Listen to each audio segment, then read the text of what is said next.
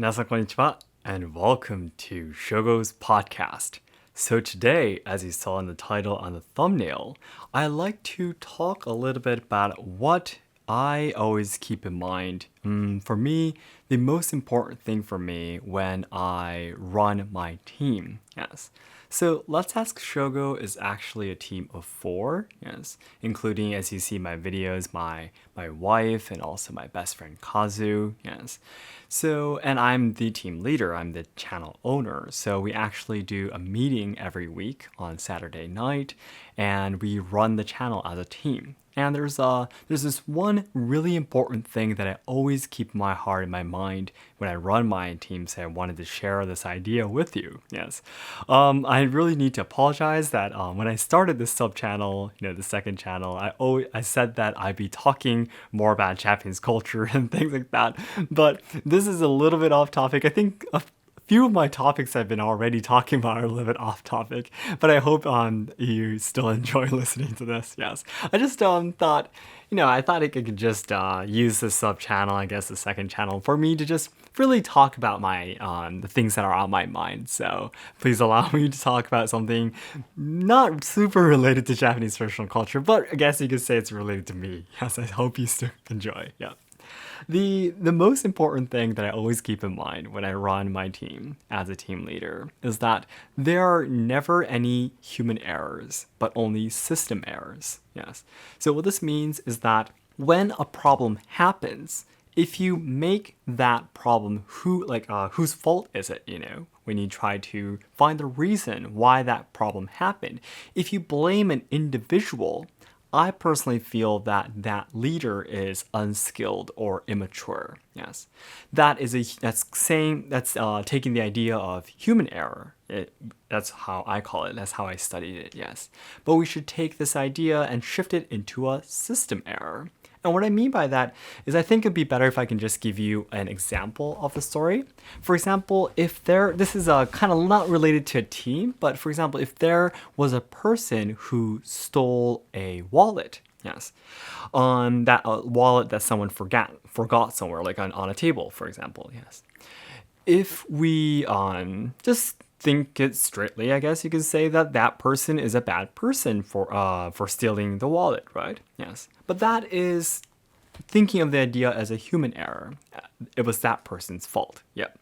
Now, if we try to shift this to a system error, we need to think of it as not as this individual's fault or blame this individual for it, but we need to shift the idea to it's the system fault. Why are we able to forget something here? Yes. For example, if there was, just completely my imaginations, but for example, if there was an alarm that would ring once someone forgets something on a table, the person who stole the wallet couldn't have stolen it, right? Because no one would forget it, yes. So a system can solve these problems from happening in the first place. And so this person wouldn't have to be a criminal if the system was solved. Yes, I personally really love this idea because every individual, including me and including you, we all make mistakes once in a while, unintentional ones, of course.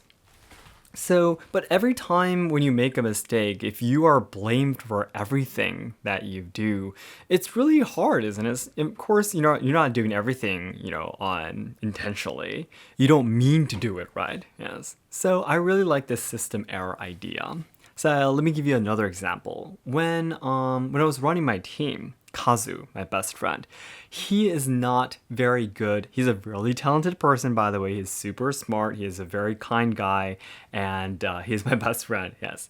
But he is not very good at taking care of tasks and schedules. So he does a really great job when he does the tasks and jobs, but he tends to forget them, yes. So there was a job that I had on him do. Yes, it was a job of translation. That's his job within the team. So I had him translate the script for me, Yes, which I asked him to do by this certain date. Now he forgot about it. Yes, and there was already a few days have passed since the due date. Yes, and then I told him, Kazu, when is this gonna be done? And he said, "Oh, I'm so sorry, Shogo. I totally forgot about it. I'll do it by next week." And next week, he still didn't do it. Yes, and I was like, Kazu, it's next week. Are you done doing it?" And he was like, "Oh, I'm so sorry, Shogo. I totally forgot about it, and I will do it by tomorrow." And tomorrow came, and you know what happened from there, right? Yes. So now, if we take this problem for the human error idea, this would be completely Kazu's fault, that he is not very good at taking care of tasks, even though he is already working in a company. He should know that by now, kind of thing, right? I could have blamed him. But blaming an individual, again, I repeat, if a leader does that, I would say that that leader is not a very good person, because how your team acts is really up to the leader. Yes.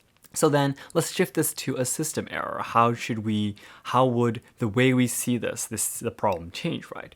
What I did is we set up a new chat group in Japan, you might know that we use an application called Line, right? A Line is a texting application, just like Messenger on Facebook and things like that, like WhatsApp, and things like that. But Line, Japanese people, we usually use them for exchanging chats with families or friends, day-to-day kind of things. It's not usually for business, but we were originally using it for business, for the team communication, right?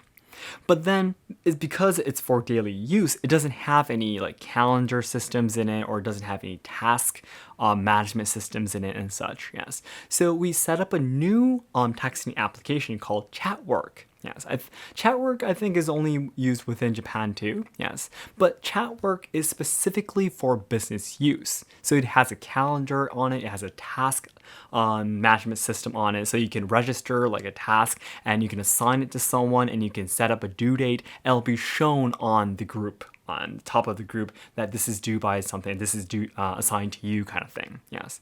So we started using that actually. So we set up a group there, Let's Ask Shogo, and we all joined together, and we set up a task so Kazu can always see that he needs to get this done by this date. Yes. And you know what happened?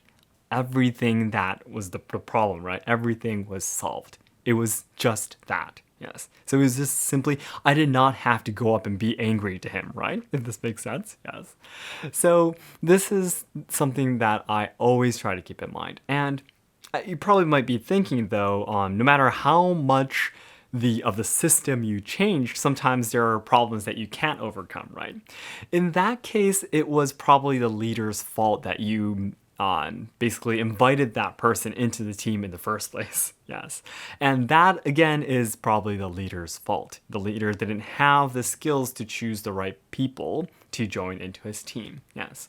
So I basically never actually had that kind of experience of regretting having someone in my team, not just Let's Ask Shogo, but like in the past when I had groups, club teams during my university years, or volunteering and things like that either. So I would say 99% of the time, you'll be able to solve any team problems with this system error idea. So I just really wanted to try to explain this in English. This is something that's really the base idea of me as a leader, yes, of a team. So I really wanted to share this idea with you, and really for me to try to explain this in English. I hope this makes sense. And if you thought, well, Shogo, what if this happens, or what if the case was this, or what if this kind of thing happens, please let me know in the comments. I of course am still a training, I guess we should say, still a learning, a very immature, I should say, I am the immature leader. I'm the very unskilled leader still. So I still have a lot to learn, definitely. So if you, for example, have run a team before, if you're running a company or a team leader or anything, please let me know what you thought about this idea and what you always keep in mind when you act as a leader or work as a leader. It'd be great if you could let me know. Yes. So this is, I guess, a topic, a theme that I usually don't talk about, but I was just, it was on my mind and I really wanted to share this idea with you. Yes.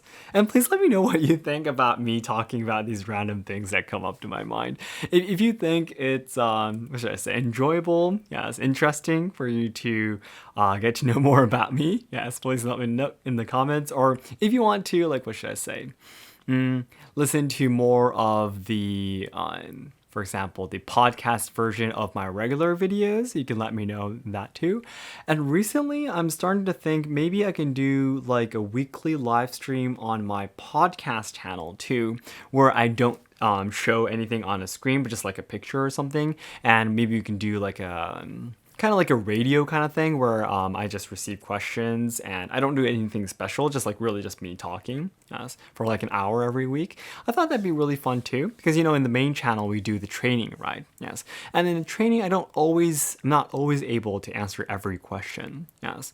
So maybe it'd be great if I can just, it's a really easygoing live stream, right, every week. So if you think that's a great idea, if you can let me know in the comments about that too. I'm sorry, I'm asking so many questions at the end of this podcast, but yeah, I think we could, I just really want this podcast to be a great place for me to communicate with you. So yeah, please let me know about any of the questions I just asked you in the comments. It'd be great. All right, so then everyone, thank you very much for listening. And at the end of the podcast, I always say the ultimate goal of my dream, the ultimate goal of my life, is to make all Japan lovers' dreams come true. Yes, I know that there are a lot of people who have their hopes and dreams in Japan. They might want to study Japanese, they might want to travel Japan and see the history and culture, or they might want to train in our traditional culture and martial arts and things like that too, right?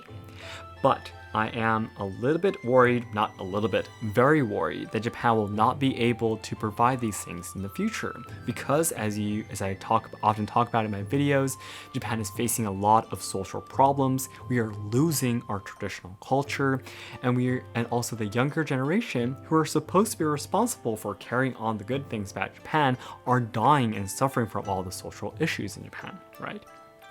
So I want to dedicate my whole life in trying to solve the social problems and try to preserve and also evolve the traditional culture and try to help out the younger generation so they can have a brighter future. I am willing to dedicate my whole life into trying to do this.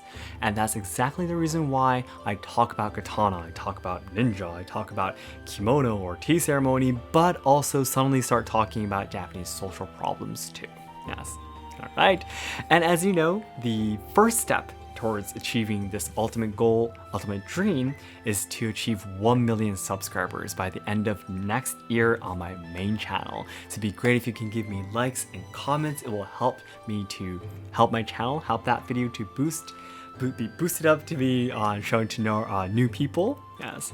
And if you'd like to support me even more, I have the membership where you get to see limited videos and a weekly limited live stream. In the membership, I literally talk about everything I'm doing right now and I'm thinking right now and everything. So it'd be great if you could support me there too. Okay?